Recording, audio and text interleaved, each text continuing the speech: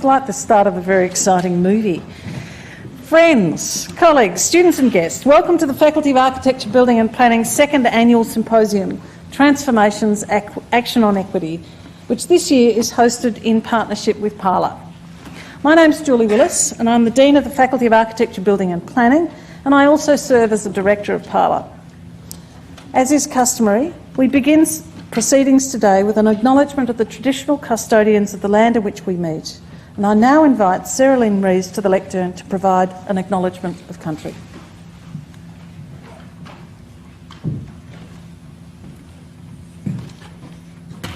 Thank you. Nalanika, Mukanika, Warankali Nika, Nuyina Nika, Warantatakara, Eastern Kulin, Miletina Nika tu. Ninawana Manamapali, Nupuri Manamapali, Nuyina Manamapali, Waranta Tunapri. Which roughly translates to this earth, this sea, this sky, these ancestors, we stand on Eastern Kulin country. And with our ears and with our eyes and with our spirits, we learn. I do want to acknowledge that there was invitation to a traditional owner to come and give a welcome this morning, but unfortunately the timing didn't work out, so I'm stepping in. And for any of our international guests, what's customary, as Julie mentioned, is that we do a welcome to country from a traditional owner or an acknowledgement from someone who's not from here. So if you're not familiar with Aboriginal Australia, it's made up of hundreds of different language groups from all across the country. And here we stand on Eastern Kulin country, which is made up of 5 different language groups that make up Greater Melbourne. We invite people to give acknowledgements or welcomes so that we understand the context of where we are and who we are and what the purpose is for us to be here in this moment, holding this space and sharing it together. And to also acknowledge that this place has been here for a very long time before this building or all of us, and that we're contributing to a long history of what this place has meant to people and what this place has provided for people and how people have cared for this country. We were having a conversation earlier about what this acknowledgement could be about, and obviously the most comforting and fitting thing would be to talk about women. I say this because a lot of Aboriginal communities are actually matriarchal societies, which is, great, love that. And a lot of that's actually been lost in the colonisation of Australia or forgotten. A lot of that is due to the fact that a lot of anthropologists, when they came here, or a lot of early colonial settlers, talk about history through the eyes of men, because that's the society that they understood that they came from. And so a lot of the stories about women haven't been told. And that's slowly changing, which is wonderful, but any opportunity for women to show strength and solidarity together is one that's worthy of contributing to. Another conversation I seem to be having quite a lot at the moment, which I think is probably important to have in this forum, is why we do acknowledgements in general. And beyond what I mentioned before, or the purpose or the protocol, for doing an acknowledgement. Acknowledgements are important because it defines who you are, where you are, into relation to what you're doing. So for me, I'm a Parlour Plangamarina woman, so I come from the northeast coast of Tasmania, where my ancestors and ancestral spirits are, and I grew up in the south part of Tasmania. And I now live and work on Boonwurrung and Wurundjeri country. The purpose of saying these things and the protocol of acknowledging who you are in relation to place puts you in context of the situation that you're in and allows people to understand if you have any authority or right to speak on behalf of or in relation to what is being shared in the moment. And that's not to say that non-Indigenous people can't contribute to this conversation. I think it's crucially important that we do. As a collective, contribute to this to the furthering of Indigenous knowledge and sharing across all of the sectors of our architectural practice. And that's because we all live on Aboriginal land. And so it's important that we at first acknowledge that, but then also do something about it. So an acknowledgement should also come with intention, it should come with purpose. And I think the purpose of today for us is to stand here and share our stories together so that we can learn from each other and grow in strength. So thank you for inviting me to give this acknowledgement, and again acknowledge the traditional custodians of the lands that we're standing on today, and pay my respects to the elders past, present, future and emerging, and any other Aboriginal people in the room. Thank you.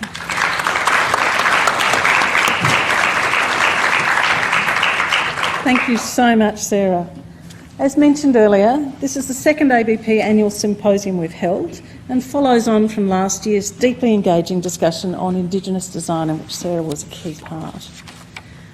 This year's conversation forms part of ABP's BE 150 program, which is run throughout the year in acknowledgement of 150 years of built environment education here at the University of Melbourne. And it's particularly pleasing that a significant discussion on gender equity has formed a key element of this year's program. So this year's theme continues the trend of focusing on the important and necessary conversations that need to be had with the built environment disciplines. It is a topic that's very close to my heart.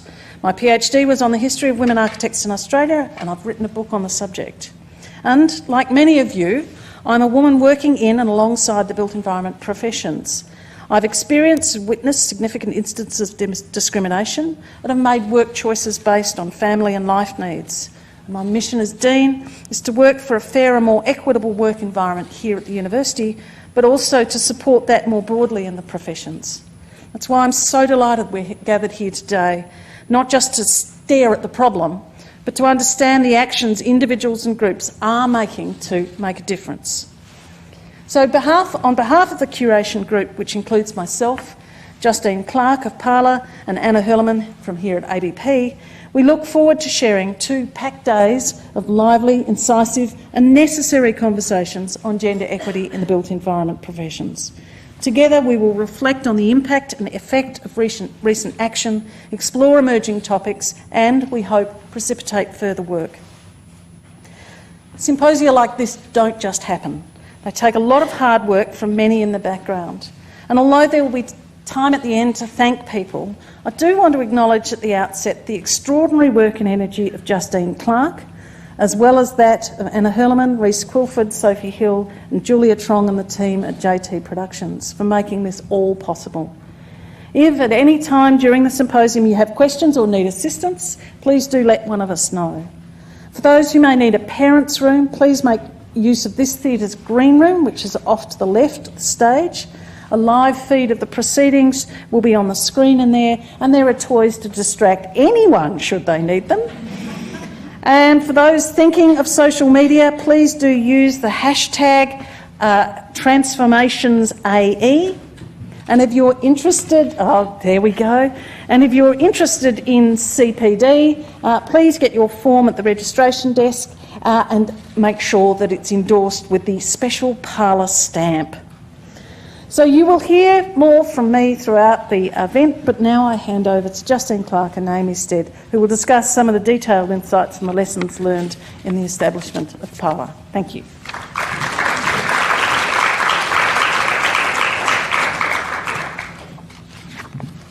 Hi everybody, I'm Justine, I'm from Parlour. I can't believe we're here. I'm so excited to see all of you here. If this descends into a comedy act, just please forgive me. I'm a bit exhausted, but I'm so excited. So thank you. We're really looking forward to 2 days of discussion. We're really grateful to the University of Melbourne and who, in inviting us to collaborate on the second APP Symposium, have made it all possible. They've been incredibly generous, and thank you particularly to our friend and colleague Julie Willis. So, this is the second time that Parlour and the University of Melbourne have collaborated on a symposium. The first was in 2013 with Transform, Altering the Future of the Profession. That was right at the beginning, really, of this current phase of discussion about gender equity. Our colleague Karen Burns coined the title of that event as a call to action, a demand for change. At Transform we asked, if architecture was more inclusive, would it also be in a stronger position? We speculated about how we might generate a more equitable, effective and robust profession and what such a discipline might look like. 6 years later, there's just been an extraordinary amount of work that's gone on in that period. There's still a lot of work to be done, but we really wanted to with this event, take a moment to reflect on what's been happening and where we might go. So we doubled the size of the event. And Julie suggested the name be transformations rather than transform to kind of indicate that work was already underway. So we wanted to create a space in which to reflect on that and to project forward to future action. So some of you may be in the room again. We hope you are. We wanted to start by reflecting on the work that Parlour has done. We've sort of trot around all over the place talking about Parlour, but we really haven't done it in Australia very much, and so we wanted to take the moment now to do that in our own environment.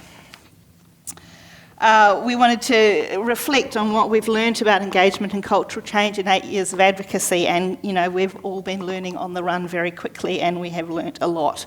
We think we can draw out some strategies and tactics that might be deployed by others.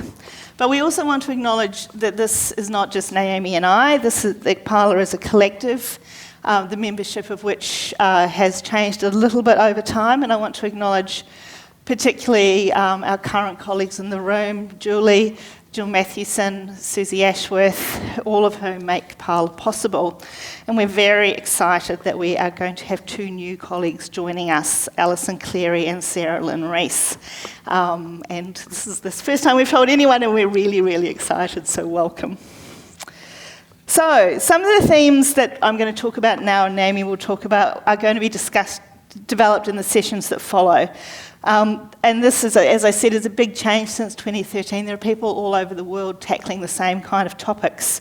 So we really want to share knowledge, but we also want to explore newer areas. And so we have 3 conversation sessions which start to develop into areas that are newer for us and maybe newer for some of you, but obviously not newer for the people on the stage doing the talking. So Parlour began as a scholarly research project led by Naomi. It's transformed into an online community and is now a formalised advocacy group. We have a hybrid model of practice. We see a kind of practice of research-based engagement and advocacy. We've got 1 foot in the academy, 1 in the profession, and I have to say my whole career I've just been interested in playing between the 2 and not actually ever being part of either of them. It's a really good place to be. So we shuttle back and forth as opportunity suggests. We try to bring these 2 worlds together in meaningful ways, and we're interested in what can be translated and transferred between them, where the overlaps are and where there are discontinuities. And so again, this event tries to continue that kind of conversation between academia and practice. Okay, so I'm going to do a little recap, a continuing recap of some of the things we've been doing over these recent years, and then we continue with the structure of the talk is about 8, we call them lessons. It's not meant to be kind of preachy or didactic, but let's say, and I'm not going to use learnings, that's for sure, but things that we have learned, let's say, which we think might possibly be interesting for you in reflecting on your own personal circumstances and the environments in which you find yourself. So as Justine said, and as many of you know, Parlour had its origins in a research project initiated by a large group of scholarly collaborators and funded by the Australian Research Council. Today, it's a formally incorporated advocacy and activist organisation. This was a government and industry-funded project that involved both academics and industry partners. It aimed to map women's participation in architecture and to understand why women are underrepresented at senior levels in the profession. It sought to identify actual and perceived barriers to progression and to identify and promote strategies for change. As you can see, I only have 1 set of clothes. That's quite embarrassing. Parlour is both a space for building community and a site of exchange. We operate in the space between scholarly and practice-based knowledge, between research and advocacy and action. We find this to be a place of great possibility. Now, it's worth making an important aside here about our emphasis on gender. Our original funded project was unapologetically about women. Explicitly feminist, it squarely addressed the challenges and structural disadvantages facing women in architecture. That approach obviously brings challenges and limitations which have only become more apparent as the years have passed. Of course, the very category of woman is problematic, as is the framing of gender as binary. It's also problematic to look at gender in isolation from other markers such as race, class, sexuality, age, and ability. which intersect and interact with gender in complex and important ways. For better or worse, our project has been primarily about those who identify as women, in part or in whole, and are part of the profession or community of architecture, very broadly conceived. So it does explicitly include the trans community. As we investigate the experiences of this group, the frame of analysis must also expand. And in fact, the platform created through our project has also provided the means through which this can occur. In recent years, for example, we've sought to publish speculative pieces and expand the framework, and particularly to shift the focus from white, middle-class, cisgendered perspectives, which are so prevalent in our discipline in Australia. At this stage in Australian architecture, there is a little research basis for much of this discussion, and in publishing opinion pieces and promoting discussions, such as we see here, we aim to seed research and inform further activism. With this event also, we are seeking to expand these conversations. So what have we learnt? We've got 8 lessons, and we do use that in quotation marks, for suggestions for actions that might be useful to others. These are preliminary and speculative. They've also been really helpful for us to reflect on our own work and to think about how we proceed, but we hope they might also help others. So, lesson number 1, we're in a university, data matters. Activating data within architecture's public and institutional spheres has been an incredibly effective part of our project, much more so than any of us imagined at the beginning. Statistical analysis has helped us identify problems and revealed issues that affect women as a group, while also hinting at the nuance behind those figures. Data has had significant power. It carries an authority that's strong enough to dent preconceptions, myths, and assumptions. And in this work, we're incredibly indebted to our colleague Jill Matthewson, who's speaking tomorrow, who developed an incredibly comprehensive statistical map of women's participation. And in doing so, she also developed the most comprehensive map of participation in architecture in this country ever. We've shown this summary diagram that Jill developed all over the world and all over Australia, in boardrooms and university lecture halls and bars and huge conference venues. And on each occasion, the shock of the data has made the need for action very clear. So data has been essential for establishing a firm evidence base which unequivocally demonstrates the multiple issues and this was a really essential first step in understanding what change was required. But data must be collected and analysed over time. You can't just do it once. So in 2018, Jill returned to the census data and analysed the 4 censuses across the century. It showed that there's been slow and incremental change and continuing problematic patterns. But it also revealed quite a lot of cause for hope. By 2018, the number of young women becoming registered architects had skyrocketed. And between 2012 and 2016, the proportion of women over 40 had stabilised for the first time ever. Women were finally not leaving the profession in that cohort at any larger proportion than men. So this suggested to us that so many women were taking matters into their own hands and doing what was possible within their world to effect change. Of course, the data also reminds us that ongoing structural change is required and necessary. This cannot be a matter of only individuals acting.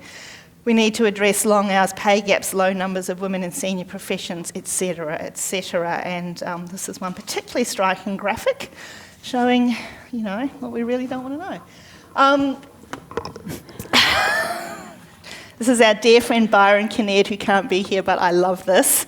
So the publication of data is really important means to push for change. We wanted the architectural community to put this data to work, and we're very happy that they are doing so.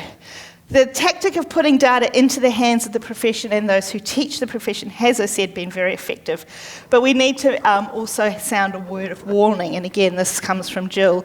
Data matters, but as we all know, data is not neutral. Poorly collected information, unreliable analysis, and the misinterpretation or misrepresentation of data can cause more problems and undermine advocacy. And nor is data enough on its own. The stark drama of numbers must be complicated with the complex, messy accounts of lives in architecture, the stories behind the figures. So we've got these little, lessons. what we would like, I suppose, everyone to do is really to reflect on how you might use these kinds of things within your own worlds as individuals, as directors of practices, as people involved in major industry organisations, as academics, as leaders in academia, as administrators. So we've just, I'm not going to read all these out, but a set of questions about how you might use data in your own world. Was you meant to do that bit? No, keep going. Did I run straight through? No. Oh my God. Yes, stay calm. No, you didn't run straight through. It's all right. I told you it was going to be a comedy show. I'm just not very funny. Did I go through?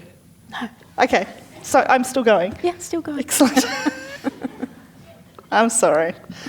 Okay, so our project is also possible because we've created a highly active and engaged community, one that likes to laugh at me. Back in 2012, this was all in the future. Parlour, the website, was launched 1 year into a 3-year research project, and that was really important. Not to do it at the end and say this is what we've learned and we'll tell you, which is what we're doing now, I guess, but to actively engage the professional community and the kind of broader community in what we were trying to achieve, and to start that conversation very early. We worked out that we needed to become advocates and activists, and we launched the website called Parlour, which was named by our colleague Karen Burns. It's a play on the French to speak, and it's also that room in a house where guests are received. It's a space of encounter. It's also, tattoos and pancakes. We like the high-low culture. So Parlour is a space to speak. We generated interest very quickly. It moved very fast. It kind of caught us all by surprise. But really it was the sort of online media that enabled us to build a new community of interest, one that crosses geographic boundaries. We very quickly started forming relationships internationally and across Australia. It was a way of connecting many individuals who had similar concerns and experiences but had previously not been working together. It gave us extraordinary reach deep into the profession and also far beyond its traditional boundaries. Social media enabled ideas to be distributed, discussed and contested in fleeting yet potentially impactful ways. And this opened us all sorts of opportunity up for us as researchers, but also for those with whom we were engaging. From the beginning, we really tried to actively engage with that group, and this is from Transform, when we were doing the community consultation on our guides. So we really wanted people to participate as researchers, as respondents, very fast, and aggregating all of this kind of personal experience helps to create new knowledge. But this new community also produces dissent, the desire and the means to challenge the conditions and the effects of conventional architectural environments. So, more questions. And I think I'm really looking forward to the next session this morning where, because there's so many new grassroots organisations have emerged, and it seems there's so much to learn about how we might ourselves not wait for someone else to fix things, but get going.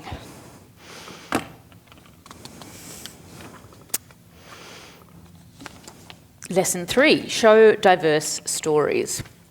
So as we all know, the cliches of the lone male genius architect were deconstructed long ago. Nevertheless, this received image of the architect as white male remains powerful, partly because it is shot through with myth. Presenting a more diverse and nuanced image of the architect, one which actually reflects the contemporary reality, has been a core part of the Parlour project. One of the ways we have approached this is through visual sociology and documentary photography. Like the data, this was a core part of the original research project, which used photography to show the everyday life of the architecture office, the actual diversity that is actually present and has long been present, as well as the humdrum and quotidian, but also rich and satisfying everyday life of a contemporary architect, far from an auteur scribbling on the back of a napkin. We have curated publications and events around this material which try to diversify the idea of what an architect looks like, and of course also of who can be an architect, following the kind of cliche, which is nevertheless quite powerful, that you can't be what you can't see. This was the subject of our exhibition Portraits of Practice at Work in Architecture, which was staged in Sydney in 2015, which had 2 sections. This was the Portraits of Practice section. Another approach to this question of visibility and diversity is Marion's List, named for Marion Marnie Griffin. This crowdsources a new archive of images of built environment professionals, asking all those who identify as a woman active in the built environment to add their profiles. The aim of this is twofold: to provide a richer picture of who we are, and to develop a resource for those organising events, setting up juries, crits, events, forums, discussions, you name it. The hope was that we would never again hear the words, "We asked a woman, but she couldn't come." Everyone, put yourselves on Marion's list if you're not there already, please. So here's some questions about your organisation, whether it's institutional, whether it's a small practice, whether it's you name it. How does it represent itself visually? This really does matter. What stories can be told? What messages does it send? Can it be improved? Probably yes. What image does it convey about architecture itself as a discipline and a profession? And so on and so on. Lesson 4, make space for many voices and listen. This is at the heart of the Parlour project, which is, of course, conceived as a space to speak. We seek to open up a space for conversation and discussion, where each conversation brings potential topic areas, new arenas for action, and the chance to form and develop alliances. The website itself has always been conceived as a site of exchange, not a one-way dissemination of knowledge from experts to readers, but there are many other vehicles and frameworks for this approach too. Because, of course, it's not just a space to speak, it is also a space to listen. And there are 3 examples which illustrate this. Parlour Instagram. We've harnessed the participatory possibilities of social media through the rotational hosting of our Instagram account. And I think, Justine, you would agree that this has been a surprise, how wildly successful this has been. We just stole it back this morning, so. Each week we hand over the password to someone new. As Justine always says, there are very few rules, principle among which is don't get us sued. Each guest brings an audience with them, and this audience tends to stick around. The account now has over 13,000 followers, creating its own ever-growing community. Giving women the platform to describe their own experiences in their own words so that they themselves might reflect and others might learn from them follows the classic feminist strategy of framing the personal as political. The Parlour salons also aim to encourage cross-generational support and the transfer of knowledge in a very informal and friendly setting. The tone matters. The conversations held here are unlike any other public architectural discussion that we have observed. And as you can see, people are having a very good time. Another vehicle soliciting and sharing personal stories is the formal series Letters to My Younger Self, which is published obviously on Parlour. These value the anecdotal and subjective as such, as both the counterpart and the human face to the quantitative data. These generous, often intimate stories help identify ways ahead for the coming generations. They're also very moving, some of them. They'll make you cry. And our colleague Susie leads those and is also a really fabulous editor, so very careful of looking after the people writing them. Again, if you want to write one, get in touch, please. This is just a pitch. So, some questions here, once again, possibly more pronounced for those in large organisations, but who is provided with platforms and spaces to speak within the organisation and who listens? Whose experiences are premiated in the development of initiative programs and policies? Of course, we know whose experiences have been premiated in the past. That's quite clear and also quite exclusionary. Which voices do people hear from your organisation, and how can other voices and experiences be brought to the fore? Okay. Policy. This is really Naomi's baby, but I'm going to talk about it. So top-down policies are also absolutely vital. Well deployed well, policy-based action can force and embed strategies for structural change. Policy provides symbolic legitimisation and sets the terms for engagement. It establishes the rules for the mutual advantage and respect for all. It gives clarity about rights, obligations and responsibilities. But gender equity policies must do more than hold symbolic meaning. They must also achieve practical effect. So policy can also bring some perils. There's a danger that an organisation will simply use it as window dressing or gender washing or as Cassandra Chilton terms it femme-freshing. And so you develop a policy and you stick it on the shelf. As Sarah Ahmed cautions, policies can be useful because they create the impression of doing something without necessarily doing anything. And of course, this is much worse than no policy at all. However, we believe in policy. So one really significant outcome of our research project was the Australian Institute of Architects Gender Equity Policy. This was incredibly hard-won initiative that Naomi put a vast amount of work into, and that we all, well, her and I went to endless meetings, but it's there, and we think it's really significant. The policy acknowledged the structural change was a result of an inequitable opportunity for women, and that was a very important moment for the Australian Institute of Architects. It set out an agenda for change, and it established a committee charged with delivering on that. And some of the people in that committee are here today. Policies, however, are also live documents, and this one's now delightfully old enough that it's currently being reviewed and revised. So again, things to think about. What equity policies are in place? Are they well known and easily accessible, or are they buried in some drive somewhere that no one has ever remembered? Are they integrated within the processes, habits and cultures of the organisation? Is there leadership from the top? And are other policies needed? And are there already really great model policies out there that you might use? Another thing which has been fundamental to us is this idea of putting knowledge into the hands of others. Parlour is a very small non-profit organisation, quite often run out of my, living room, that aims to have a really big impact. We can do this because we don't work alone. The development of tools and guides has been a fundamental part of equipping the larger community to effect change. Again, this really, we thought that'd be a good idea, it's absolutely taken us by surprise the degree to which they've worked. There's two really important points here. Firstly, there's no need to reinvent the wheel. There are many precedents to draw on. And secondly, guides need to be targeted. They must clearly address their audience. So this is probably one of the most well-known and effective of our initiatives, the Parlour Guides. They consolidate the knowledge that we developed through the research. They locate it within broader discussions of workplace change and the business case for gender equity.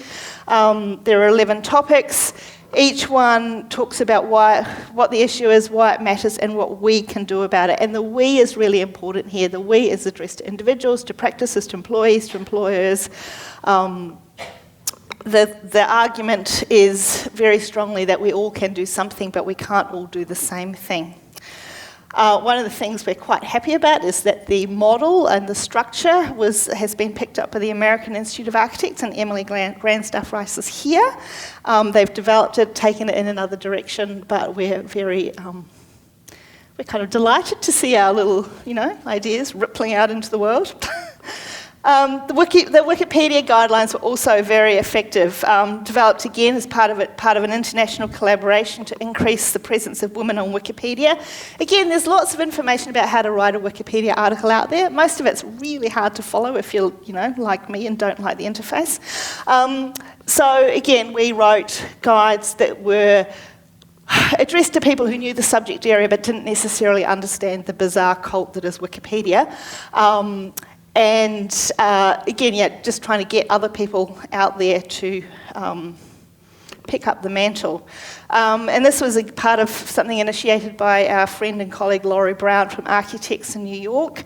And it was a direct response to Despina Strategakos' fantastic essay rallying to write more women into Wikipedia. So again, I think all of these activities are part of this really kind of big and sort of wide-ranging and loose network, so kind of building on the work of others and hoping to hand that work on all the time.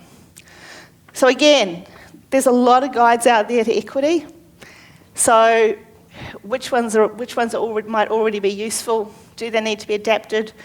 What are the disciplinary specifics that need to be considered? And those might be about how the discipline works, but they're also how the discipline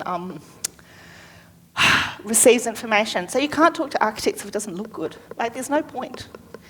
You kind of have to find a way to get through to that audience. how can guides and tools be used to increase the impact of the work you're doing and put it into the world and blah, blah. I'm not going to read it all. Lesson 7.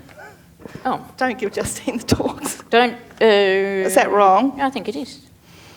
No, it's not wrong. No. Don't reinvent the wheel. Build on the work of others, as Justine has just been saying. And here we really want to emphasise this idea that you don't need to reinvent the wheel. There's really been a lot of work, great work done, and you're doing a kind of dishonour to the people who did the previous work if you then do it all over again. So there's an enormous amount of research, knowledge and material in the world, which is relevant to our disciplines, but much of it is not known in our discipline, architecture being as clannish as it is.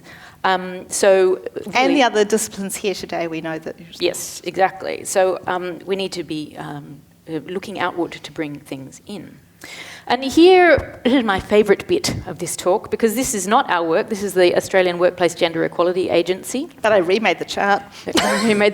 And their Gender Equality Roadmap. And I think this one is really interesting because it does apply to all organisations. I can guarantee that some organisation or group or collective or whatever it is that you're involved with is somewhere on this gender equality roadmap, the path towards true gender equity. Now, I'm guessing that not that many of you find yourself up here, where you've reached a state of total gender equality as a business and cultural norm. But we want to just talk you through the stages because it's interesting. And you can find this resource on the Australian Workplace Gender Equality Agency website. And so think about the groups that you're in. Think of one or more of them. Okay, so we begin with avoiding. The issue is not recognised. Arguably, this is where the Australian architectural culture, the Australian Institute of Architects, and I would guess the kind of prevailing discourse in Australian architecture was in 2010, before this project started. That's a tough call. Well, I think it was avoiding. I think there wasn't, there was certainly structural and cultural barriers to women's career progression are unrecognised or denied. Exclusive or discriminatory behaviour towards women is accepted or normalised. No measurement or reporting of gender representation or equity issues, and no one accepts or sees the need to allocate accountability for gender equity and diversity. Some of you, I'm sorry for you if this is the case, you may still be in that type of organisation. Some of you might be in a compliant organisation, where this is kind of like the low end of the spectrum, where there is begrudging and reluctant movement. So gender equality and diversity are seen as a compliance risk, not as an enabler or imperative. Any gender equality or diversity activity is limited to meeting compliance obligations. This is basically risk management. Some of you might be in a programmatic organisation where gender equality and diversity activity occurs only in response to issues that can't be ignored. This is the kind of crisis model. Actions and initiatives are ad hoc, reactive and tactical, rather than planned, proactive and strategic. Gender initiatives are disconnected and fragmented because they're ad hoc, which limits synergies, efficiencies and impact. Organisational priorities take precedence and displace gender equality action if and when necessary. It gets displaced when, the champion leaves, or when the, economic conditions are not conducive. And the failure of gender initiatives to achieve progress or change undermines long-term support. I'm guessing that probably quite a few of you are in an organisation or group which is at this level. Then we start to get kind of more interesting, more active. The strategic stage is where a specific case for addressing gender equality is identified and promoted by leaders. This is very, very important. A gender strategy is developed which links to and supports organisational strategy and objectives. Gender strategy is used to guide effort, investment and specific initiatives and is regularly reviewed. Action plans are developed and implemented to realise objectives, and governance and reporting mechanisms are in place to ensure leadership oversight. Somebody is accountable. Something is happening, it's strategic, it's organised, somebody is accountable. This is where it's starting to be effective. I hope some of you are in an organisation like that. But more, I hope some of you are in an organisation like this, integrated. Gender equality best practice is integrated into the organisation's policies and processes. The case for gender equality is understood and embraced at all organisational levels. The commitment to and investment in gender equality progress is unaffected by challenges. It continues when that champion leaves or when there are financial challenges. Structural and cultural barriers to female career progression are actively challenged and addressed. I would guess many universities probably falling into around this level, but of course everyone is hoping to get to sustainable, where leaders hold themselves and their people publicly accountable for gender equality outcomes. Leaders have the necessary capability, confidence and commitment to build gender inclusive cultures, which in many cases involves education of leaders, especially male leaders. The organisation and its leaders are role models for gender equality and inclusion and influence others without being prompted by a crisis. Ongoing commitment to gender equality is unaffected by changes in leadership composition, and gender equality is simply part of how business is done and how people work together always. Now, you can see that this is a kind of, it's a roadmap as it is labelled, and we're all somewhere on this kind of spectrum, and hence can learn about where you can get to as well as where you are now. One of the nice things too about the WGA, more expansive material on this, is they offer shortcuts. They suggest about how you might get from compliant to strategic. So there's a whole lot, obviously we're just doing a quick summary, but there's a whole lot of further information about how you can short circuit some of this as well. Mm-hmm. So, Lesson 8, know your audience. Running across all of our activities is the need to communicate in an effective way to know your audience. Your audience will not respond unless you speak to them in a language they understand and respect. Rhetorically, visually, and in the terms of disciplinary norms. This is what Justine was saying before. Visual communication, super important in architecture. Thank you to Catherine Griffiths, our fabulous designer who's also here and is also an activist herself and will be speaking soon. So this is the very last bit and it's short. In closing, what comes next for Parlour? Well, not surprisingly, we have grand plans, and one of our most recent initiatives, I don't even think we can call it an initiative because we haven't started yet. We've got a document. But it's an idea. It's an idea. We do have a document. We've got a document. I've written all over it. It's a set of guides to equitable practice for architecture schools, addressing in a constructive and helpful way what can be done by institutions, individual leaders, staff and students to move towards a more equitable place of work and study, research and teaching. A major project that's taking up all of my time at the moment is another linkage application around the mental health and well-being of both students and practitioners in architecture, which, as you can see, is clearly related to our earlier work on gender equity and follows the Parlour model, more or less. And in closing, we want to leave you with this idea, which is kind of a no-brainer, right? But at the same time, it's quite powerful. So I would call this, we want to leave you with this idea, which I would also call a fact or a truism, which continues to guide us throughout all of our practice at Parlour. For those of us who subscribe to this, and I'm guessing that's probably many of you in this room, the challenge is how to make it happen at a structural level, for each of us to gather whatever agency we have, work together and mobilise to make change. Thank you very much.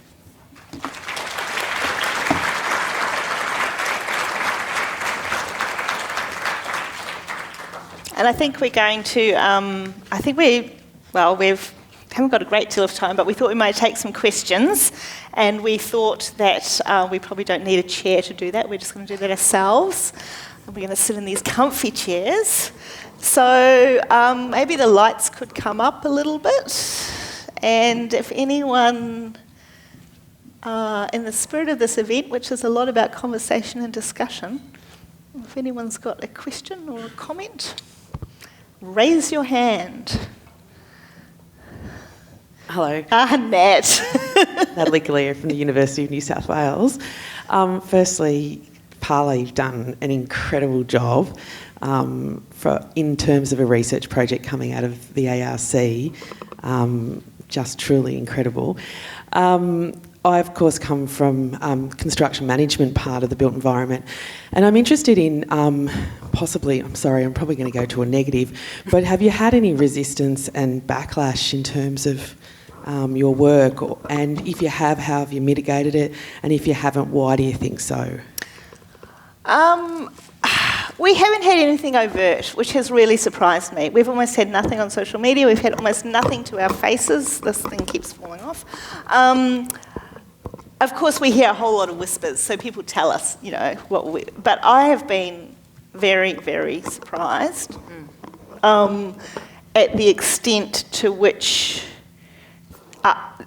we haven't really experienced that. And we've had people, from the construction industry stand up at events and go, look, if I've got to go to an architect's website and keep scrolling before I see any women, I don't ring them. So I guess to a certain extent we are. I mean, one of the problems, I suppose, that we all face is that we're kind of talking to people who are already interested. I do think that is an important thing to be doing, but the challenge is how you get beyond that. And I think, certainly one of the examples I've heard of people, don't like, was when Naomi and I presented at the Institute of Architects National Conference, and so we had a captive audience of a whole lot of people who wouldn't necessarily come to a Parlour event. And I think there was a bit of grumbling in the audience then about who do they think they are and what are they talking about, and they don't really know what it's like trying to practice architecture. But yeah, look, we've just hear it, so that's the challenge, is how to get out. But certainly we do have people tell us that the tenor and tone of conversation within the industry has changed, so. It is kind of surprising how little backlash there's been. Yeah. It's really, as Justine said, it's not been to our faces. But I guess we slap them.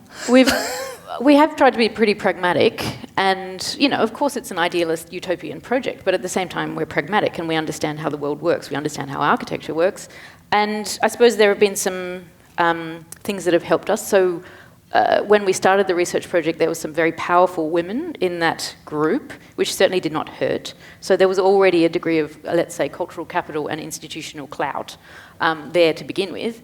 But I guess we've always we've said this before, we've kind of badged ourselves as the friendly feminists who are not going to come and, this is not about call-out culture, absolutely not, because that seems to me very, very unproductive. It's about helping people to be better rather than blaming them for being not good. I mean, there might be a little bit of blame as well, but it's done in a gentle and constructive way. Behind the scenes, but tone really matters. And I think one of the downsides of that, we try to be reasonable, we're friendly, la la la la la. One of the downsides of that is actually becomes very hard to have to be angry. Like, how do you express that? Actually, why are people not more angry? And I think certainly around all the stuff to do with Me Too. When you adopt this very reasonable tone, which has got us a very long way, it does. One of the downsides of that means that it can foreclose space for conversation about the really hard things. And we're very conscious of that, and I don't know if we've quite worked out how to deal with that. But I think tone really, really matters, but it's important to think about what is being, where that tone can get you, but what it elides as well. And I think that's, for me, the very overt... Okay, sorry. Claire. Justine, Naomi, you've almost answered this question already, and it is about anger. Like, the older I get, the angrier I am. The think tank with a dozen men, and you confront that issue, and they say, look, we asked women, as you said, but they weren't available. And you just go, no, this is not good enough. The experts that are only men, I'm over it. I'm so angry. What I loved about all of your work, your presentation, is that you don't have any sense of that anger. You haven't seen me in the last few days. Starting to answer it, and that you can't have the anger because it closes down conversations. But no, I'm angry. How can you help me get over my anger? Let's have lunch more often. Yeah, there have been flashes of anger, but I think you just have to use anger very judiciously and cautiously. That's the bell. Certainly we're angry as well, but it's somewhat, subordinated because, as you say, it's not always productive. But I think we have to be angry. We should be angry. It's outrageous. It's totally unacceptable, the current situation. But, we're pretty pragmatic. And how do we get the maximum return? How do we get the best effect for our efforts? Anger is the way sometimes, but I would say relatively rarely. Also, I really don't... I can do quite a good line and cranky, and sometimes it's very productive. And I think one of the advantages that I have is that I basically work for myself and I can tell people what I think.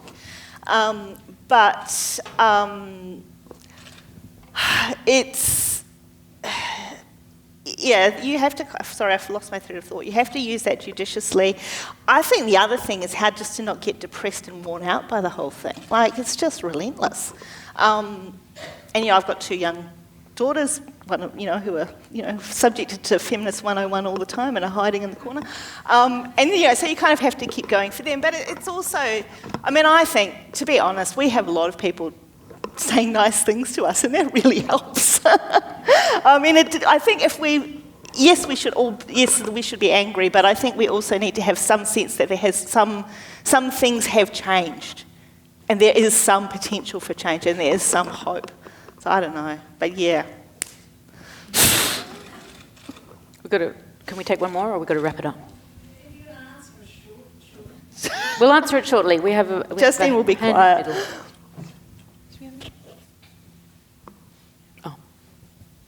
So, a question on the architecture profession in Australia. From where we were at in 2010 to where we are now, on a score of A+ to E. Oh, God. How are we doing? Oh, Christ. I don't grade, I'm not an academic. We certainly don't use A+ anymore. From, you know, pass to high, or fail to high distinction.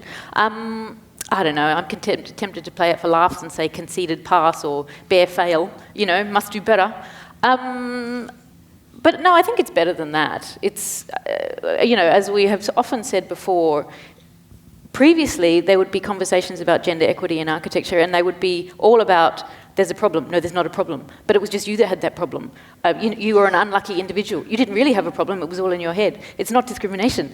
You know, and that was just so tiresome and so circular. And I think Australian architecture was stuck in that conversation for a very, very long time. And also the kind of rehearsal of trauma. So you'd have one person saying, this terrible thing has happened to me, but never getting any kind of traction from that, or potentially really any kind of solace or comfort either. But the point is that cyclical, stuck loop of a conversation has now shifted. So that is really, really key, because I think the profession broadly did, based on the data actually, to Jill's absolute credit, thought, oh, hang on a second, we really do have an issue here. It was undeniable when you started to see it numerically and empirically, and that sort of jumped the tracks of that loop, and then it became a productive conversation. We moved beyond, is it a problem, to, okay, we have a problem, what are we going to do about it? So things are better than they were. I'd also say it's incredibly uneven. In some places the future's here, and in some places we're back in the, you know, 1930s or maybe before. You know, so there are some really great practices that are doing really amazing things. There are some where I just wish we did name and shame. So, you know, and that's where you have this whisper network, but really. So it's really uneven. It's incredibly uneven. And I think one thing we would say to young architects in particular is, you know, shop around. Because there's some really great practices out there, and there's some really shit practices. But there's also practices that different people find themselves comfortable in different ways. So it's not one's... You know. And there's lots of places that aren't practice where you can also work in the built environment disciplines. Thank you very much for listening.